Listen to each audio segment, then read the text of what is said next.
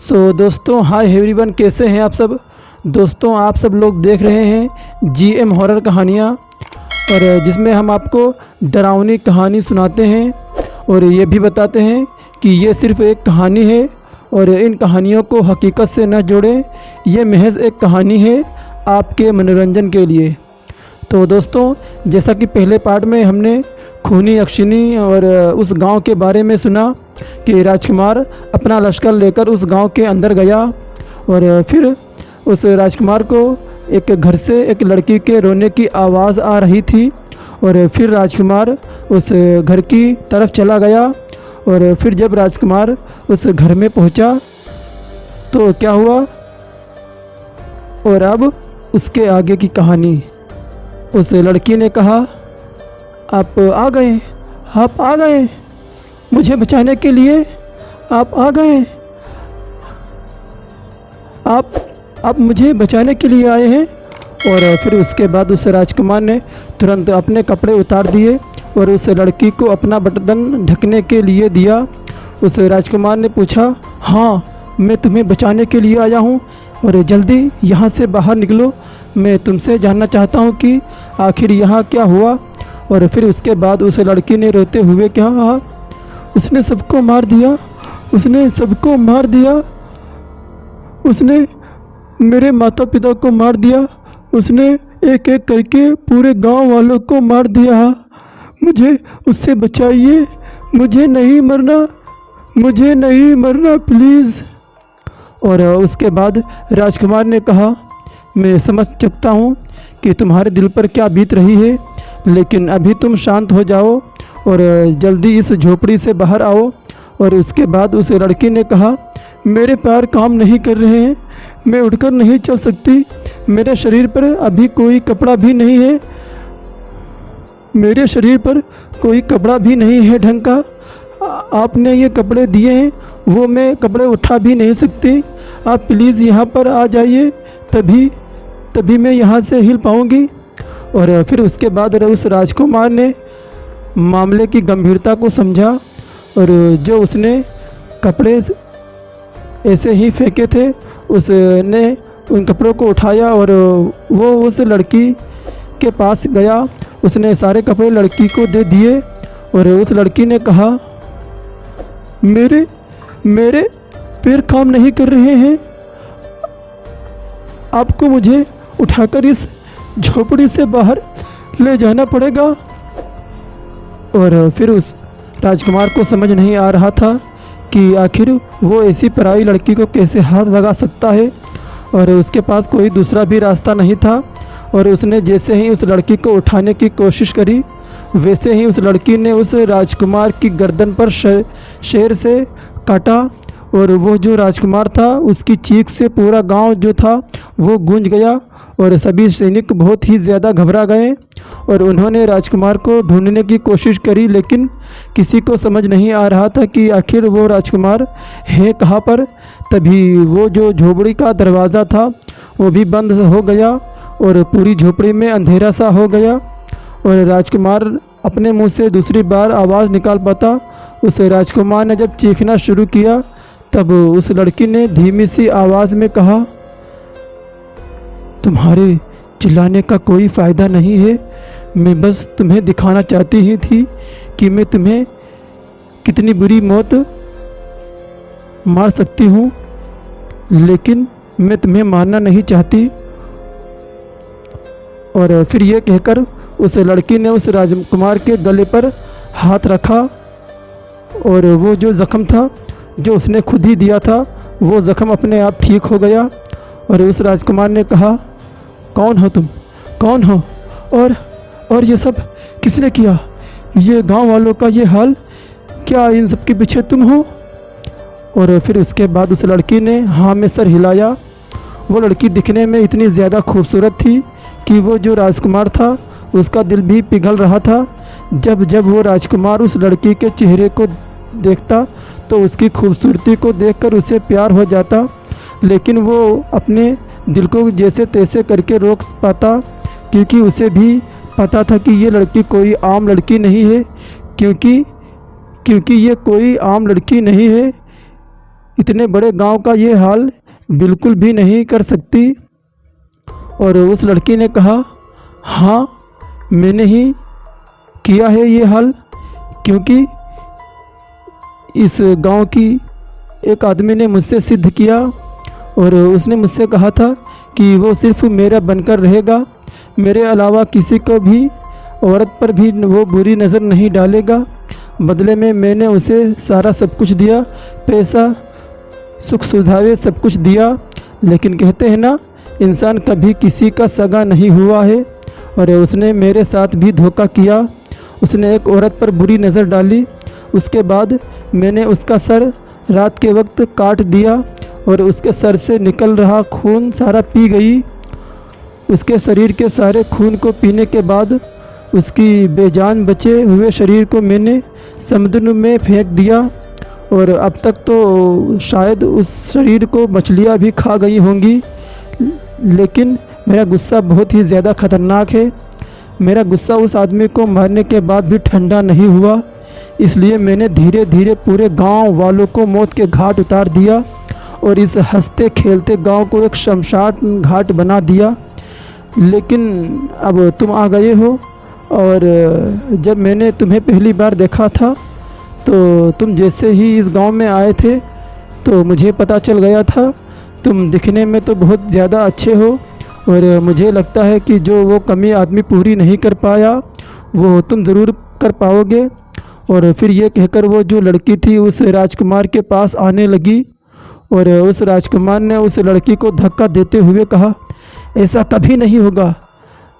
और ये कहकर उसने तलवार निकाली और उस तलवार से उस राजकुमार ने उस लड़की पर हमला किया, और वो हमला इतना ज़्यादा तेज़ था कि वो तलवार सीधा उस लड़की के गर्दन पर आ लगी।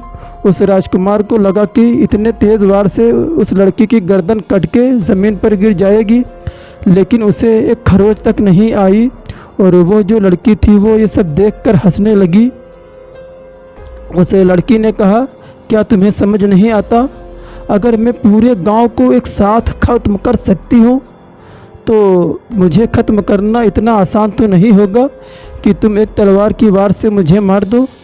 चुपचाप से जो मैं कह रही हूँ वो करो, वरना अभी तो मैंने सिर्फ एक गांव ही ख़त्म किया है। अगर मैं अपनी पर आ गई तो मैं एक एक करके पूरे गांव को ख़त्म कर दूंगी, समझे तुम? और मुझे लगता है कि तुम यहाँ के राजकुमार हो, और ऐसा तुम बिल्कुल भी नहीं चाहोगे कि तुम्हारी प्रजा को कोई भी नुकसान हो, इसलिए मैं जो जो कहती हूँ वो करो। और फिर उस राजकुमार ने कहा, ये तुम बिल्कुल भी ठीक नहीं कर रही हो। अपनी शक्तियों का इस्तेमाल करना एक बहुत ही गलत चीज़ है। और फिर उस लड़की ने कहा, ये सही गलत क्या ज्ञान मुझे तुम इंसानों को बढ़ाना चाहिए, हम यक्षिणी को नहीं। मैं एक यक्षिणी हूँ, समझे तुम जो चाहोगे वो मैं तुम्हें दूंगी, तुम जो चाहोगी सब मिलेगा, बस मुझे खुश करो और किसी और बुरी औरत पर नज़र मत डालना, समझे तुम? वो जो राजकुमार था वो चाहकर भी ये नहीं कर सकता था, क्योंकि वो उस राज्य की एक गांव की लड़की से प्यार करता था और वो उस लड़की को धोखा नहीं दे सकता था, इसलिए उसने तुरंत मना कर दिया। उसके बाद उस यक्षिणी ने कहा, ठीक है, मैं भी देखती हूँ तुम कितना सिद्धांतवादी हो, कब तक अपना सिद्धांतों पर टिके रहते हो और कब तक उस लड़की को धोखा देकर तुम मेरे नहीं बनते। और ये कहकर उस यक्षिणी ने अपना असली रूप दिखाया और वो किसी स्वर्ग से उतरी हुई अप्सरा लग रही थी। उसके पूरे शरीर पर ऊपर से नीचे तक सोने के जेवर थे और उसका जो बदन था वो एकदम दूध की तरह गोरा था। उसके सामने दुनिया की सारी खूबसूरत से खूबसूरत भी लड़कियां बदसूरत नज़र आ रही थी, लेकिन वो जो राजकुमार था उसने अपनी नज़रें नीचे कर ले और उसने कहा, तुम जितनी भी कोशिश कर लो, मैं कभी भी तुम्हारा नहीं होने वाला। मैंने एक लड़की को अपना दिल दिया है और मैं उससे ही प्यार करता हूँ और मैं कभी भी उसे धोखा नहीं देने वाला, समझी तुम? चाहे तुम मुझे जान से ही क्यों ना मार दो, लेकिन मैं तुम्हें कभी भी अपने मकसद में कामयाब नहीं होने दूंगा। उस यक्षिणी ने कहा। राजकुमार के मन को खराब करने की कोई कसर नहीं छोड़ी। उसने धीरे धीरे करके अपने सारे कपड़े को गायब कर दिया और उस राजकुमार ने तुरंत अपनी आँखों को बंद कर लिया। उस यक्षिणी ने ज़बरदस्ती उस राजकुमार की आँखों को खुलवाने की कोशिश की, लेकिन उस राजकुमार ने अपनी आँखों को नहीं खोला। और फिर उसके बाद उस यक्षिणी ने राजकुमार को काफ़ी टॉर्चर किया। उसने कई तरह से उसे मारा पीटा और राजकुमार के शरीर से खून भी बहने लगा, लेकिन उसका जो दिमाग था वो इधर से उधर नहीं हो रहा था। उसने सोच रखा था वो अपनी प्रेमिका को धोखा नहीं देने वाला। और ये सब देखकर वो यक्षिणी भी हैरान थी कि उसके सामने भी उसे देखकर बड़े बड़े महारथी भी अपने आप रोक नहीं पाते। लेकिन वो राजकुमार अपने फैसले पर अड़ा हुआ था। उसने सोच रखा था या तो वो मरेगा या तो वहाँ से ज़िंदा निकलेगा, लेकिन वो कुछ भी गलत नहीं कर रहा था। उस यक्षिणी ने बहुत बार उसे शारीरिक रूप से छेड़ने की कोशिश करी, लेकिन उस राजकुमार ने अपने शरीर को पीछे खींच लिया। उसके बाद उस यक्षिणी को इतना गुस्सा आया कि उस यक्षिणी ने उस राजकुमार को इतना मारा कि उस राजकुमार के पूरे शरीर से खून बहने लगा और वो अधमरा सा हो गया। उसके शरीर के सारी हड्डियां टूट गईं और वो ज़मीन पर बेजान होकर गिर गया। और उस यक्षिणी ने चिल्लाते हुए कहा, तुम एक गांव की लड़की के लिए मुझे ठुकरा रहे हो? हाँ, मुझे ठुकरा रहे हो? तुम्हारी हिम्मत कैसे हुई? मैं भी अभी तुम्हें मौका दे रही हूँ, वरना मरोगे तुम। और राजकुमार इतनी बुरी तरीके से घायल हो चुका था कि उसके मुंह से आवाज़ तक नहीं निकल रही थी, लेकिन उसने धीमे से कहा, जितना जल्दी हो सके मुझे जान से मार दो, क्योंकि मैं अपनी प्रेमिका को धोखा नहीं देने वाला। तुम अपना समय व्यर्थ मत करो। मेरे लिए मेरी प्रेमिका ही सब कुछ है, और उसके अलावा जितनी भी लड़कियां हैं, चाहे यक्षिणियाँ हों और चाहे कुछ भी हो, वो सब मेरी माता और बहनों के सामने हैं। इसलिए मैं तुम्हें किसी भी गलत अवस्था में नहीं देख सकता। ये सब सुनकर उस यक्षिणी को खुद पर शर्म आने लगी और वो सोच में पड़ गई कि आखिर वो कितनी बड़ी गलती कर रही है। और फिर उसके बाद उसने उस राजकुमार के सर पर एक बार हाथ रखा और वो राजकुमार बिल्कुल ठीक हो गया। और जैसे ही वो पहले था वो उठकर खड़ा हुआ और उस यक्षिणी ने कहा, भाई अब आप अपनी आंखें खोल सकते हैं। अब आपने मुझे अपनी बहन के समान मान ही लिया है, तो मैं आपके ऊपर कोई भी बुरी नज़र नहीं डाल सकती और ना ही आपको कोई नुकसान पहुंचा सकती हूं। और फिर उसके बाद उस राजकुमार ने अपने आंखें खोली तो उसने देखा कि वो जो यक्षिणी थी वो अपने नॉर्मल रूप में थी, वो भी बहुत सुंदर नज़र आ रही थी। और फिर उस यक्षिणी ने कहा, मुझे माफ़ कर दीजिए, मुझे यकीन भी नहीं हो रहा कि आज भी आप जैसे पुरुष इस दुनिया में मौजूद हैं, जो सिर्फ एक लड़की के लिए अपने शरीर को समर्पित रखते हैं। वरना मुझे तो लगा कि आजकल के जो ये पुरुष हैं वो सिर्फ इधर उधर मुंह मारना चाहते हैं, और मैं उसमें से आपको समझ रही थी, लेकिन मुझसे बहुत बड़ी गलती हो गई है। लेकिन मुझे माफ़ कर दीजिए, मैं उस पूरे गांव को ज़िंदा कर दूंगी और जैसे कुछ था पहले वैसे सब कुछ कर दूंगी। और आपने मुझे अपनी बहन माना है तो मैं हमेशा आपको साथ रहूंगी और आपके मुश्किल समय में आपके काम आऊंगी और आपके मुश्किल समय में आपको काम आऊंगी। जब भी आपको मेरी ज़रूरत हो मुझे याद ज़रूर करिएगा। और ये कहकर वो यक्षिणी थी वो कहीं गायब सी हो गई और तभी उस राजकुमार की आंखों के सामने अंधेरा छा गया और वो एकदम ज़मीन पर धड़ाम से गिरा। जब उसकी आंखें खुली तब उसने देखा कि वो जो सैनिक था वो सभी सैनिक आसपास थे और गांव के जितने भी लोग थे वो सभी ज़िंदा हो गए थे और पूरा गांव उस बार फिर से खुशहाल हो गया था। ये सब देखकर उस राजकुमार को अपनी आंखों पर यकीन नहीं हो रहा था कि ये सब सच में हो चुका है। वहाँ पर खुशी का माहौल बन गया था और हर कोई बहुत ही ज़्यादा खुश हुआ।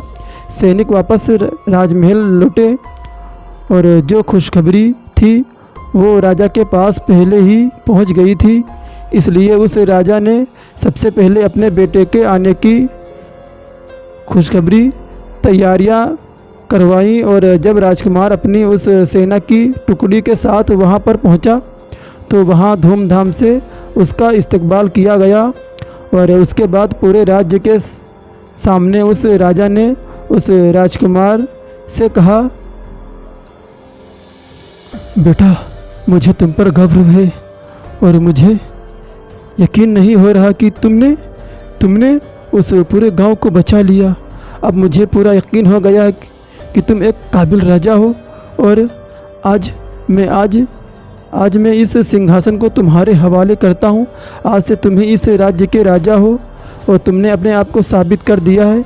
और फिर ये कहकर उस राज्य के राजा ने अपने सर का जो मुकुट था वो अपने बेटे यानी कि उस राज्य के राजकुमार के सर पर रख दिया और उसे राज्य का राजा बना दिया। हर कोई बहुत खुश था, जश्न की तैयारियां हो रही थी और उस राजकुमार ने अपने पिताजी से कहा, पिताजी मुझे जानकर बहुत खुशी हुई कि आपने मुझे इस काबिल समझा कि मैं इस राज्य का पालन पोषण कर सकता हूँ। लेकिन हाथ जोड़कर आपसे एक और विनती करता हूँ कि मैं अपनी पसंद की लड़की से विवाह करना चाहता हूँ। अगर आप मेरा विवाह मेरे पसंद की लड़की से करते तो इससे बड़ी खुशी की बात मेरे लिए कोई नहीं होगी। और जब ये बात उस राजकुमार के जो कि अब राजा बन चुका था उसके पिता ने सुनी तब वो बहुत खुश हुए और उन्होंने कहा, अगर तुमने पसंद की है तो तब तो बहुत अच्छी लड़की होगी और मुझे कोई भी समस्या नहीं होगी। तुम्हारी शादी उससे कराने में मुझे भी दिखाओ।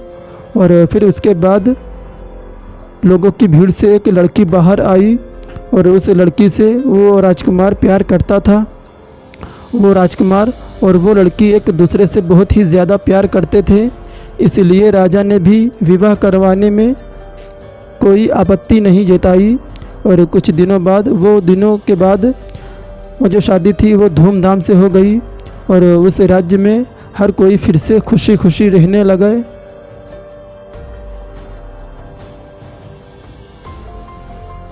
तो ये कहानी थी और मुझे पूरी उम्मीद है आप सभी को सुनने में मज़ा आया होगा। अगर आपको कहानी सुनने में मज़ा आया हो तो वीडियो को लाइक कर दें, चैनल को सब्सक्राइब कर दें और चैनल को सब्सक्राइब भी कर दें। और मैं मिलता हूँ आपसे एक दूसरी वीडियो में, तब तक के लिए गुड नाइट।